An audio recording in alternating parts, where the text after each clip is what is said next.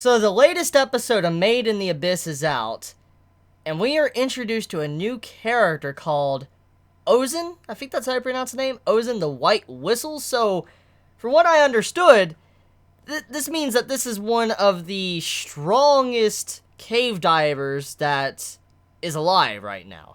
Because from what we know is that Rico's mother was a White Whistle. So, this puts this person on, our main female character's mother's level. So I'm kind of curious to see what type of person this character is entirely, but also, I just want to talk about the design real quick. Oh my god, the design with the hair and all that? Oh my god. Oh my god. That's a really fucking good design. I don't know. I know it's kind of simplistic in a way, with the way the face is drawn, but something about the design, I just like it. I don't know what, but I like the design of this new character at the end of the episode. However, though, before I talk any more about that, let's talk about one of the big things that was a big important piece of information, and that is the Curse of the Abyss weakens the further you get out from the center of it. Now, this is how it works. So basically, as we know, there's a big shaft. The Abyss is a big shaft going straight down, and in this big shaft, as you go lower and lower, the Curse of the Abyss gets worse. For instance, if you get down to the 5th layer and try to get up, you're probably gonna die. Like, you'll straight up die if you try to go back up. And so, as you get lower and lower, trying to raise at all is just certain death. And so, from what we found out is that if you go to the edges of the Abyss, the big pit, and you go further away from the center, the effects of the Abyss or something are less, or from what I understood from, this episode. So that means that there's less, dangerous creatures on the outskirts of the pit. For instance, if you're far off from the center, you won't be hunted by crazy-ass fucking monsters. You'll be kind of safe compared to if you're in the direct center. So if you're in the direct center going down, you're going to have to deal with monsters and stuff that are going to want to eat you all the time. Because there's a lot of nutrients, light, and all of that. So that's what's trying to showcase here, is that if you're close to the center, it's dangerous. If you're on the sides, it's less. But also the curse is not as bad. So that's very interesting when you think about it like that. That's a very important piece of information that this episode gave us. And I wonder if that's a potential way for the children, Rico and Reg, to get out of the Abyss once they hit the bottom. Because, if they manage to hit the bottom, there has to be a way out. There has to be.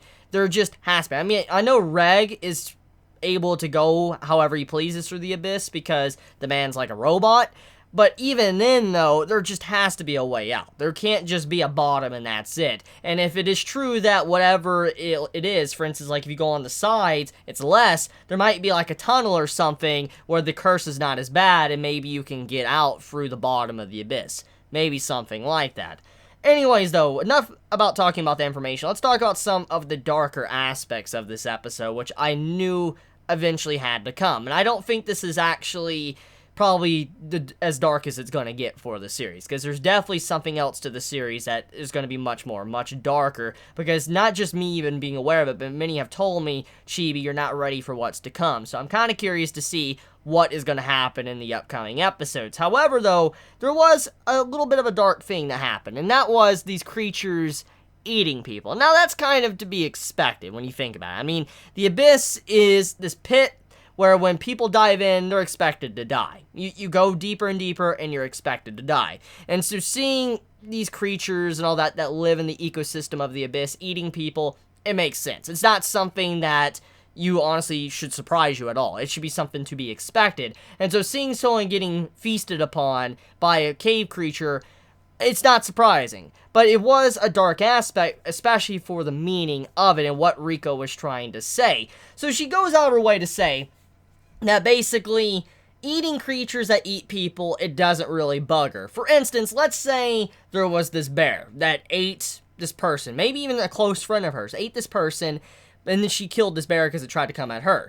Then she would turn around and eat the bear, even though it ate someone else. That doesn't really bug her. It doesn't bug her that something else ate a human being. It doesn't make her feel awkward or bad at all. She will consume that creature because it's just part of how the abyss works. Remember what was said in the last episode, whatever the abyss gives, it will also take away. And so everything returns to the abyss. It's just a cycle. And that's kind of what I think Rico is trying to say, is that obviously, if you go down the abyss, eventually you're going to die. You'll be returned to the abyss, and then most likely your nutrients or whatever's in your body will go over to something else. It's kind of like this. When you die and decay in the ground, maggots, worms, or whatever is going to eat your body, and they'll turn you into something different. And then it's just like a cycle. You just turn into something completely different compared to what you once were. And so that's kind of what's going on here, is that it's just a cycle. For instance, Rico's like, it's just part of the ecosystem. People getting killed, eaten. If it us eating those creatures that eat people, it's just how it works. That's how the abyss is. Don't think too much about it. And she's just very calm and doesn't really care much. So it just shows that, once again, back to the brainwashing of what the orphanage did to these children, it's very fucked up, but also showing that Rico as a character, she's very, very intelligent, or calm for her age. Like, she is someone that obviously understands how the world works, and it's just like, you gotta live with it, you gotta go with it. That's just how it is, just keep moving forward, and that's kind of what she was trying to demonstrate in the latest episode. So, besides that, we get to see the Incinerator once again. We know in the first episode, when Reg was introduced, that he definitely used it to save Rico. He saved her. We had this big-ass blast through, like, petrified wood. It was incredibly powerful. The man went unconscious, and then, you know, we had to where Rico tried to reboot him.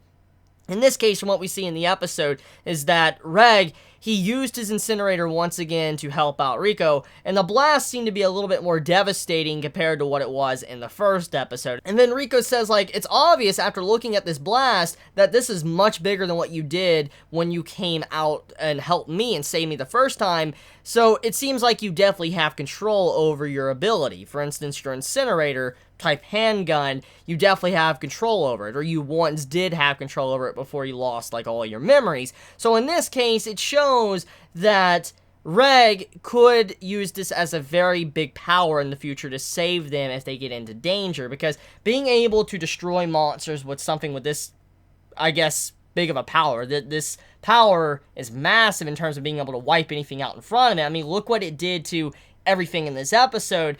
It could definitely be used to help out, you know, Reg and Rico if they ever get in a spot. So that is definitely something that Reg needs to work on if he wants to save them. He needs to learn how to control it, harness it a bit. So I do like that aspect of this, of how we know that Reg can get a lot stronger, and that, you know, there's going to be some ways for them to stay safe. Because if they keep going deeper and deeper, they're going to obviously meet something that's just very bad, and that they're not going to be able to fight against or something. And so Reg needs to be able to protect Rico, because she's like a regular person right now. She doesn't really have any equipment or whatever to save her ass, and so Reg is going to have to step up to the plate and help her out if anything bad does happen. So yeah, that's about it when it comes to this episode. I mean, the episode was very simplistic. I mean, we got to see a little bit of the ecosystem of the second layer, like the upside down forest with the monkeys and stuff, other creatures. It was a fascinating episode. So let me know your thoughts in the comments below. You all have a wonderful day or night wherever you live. Please be safe. Chibi out.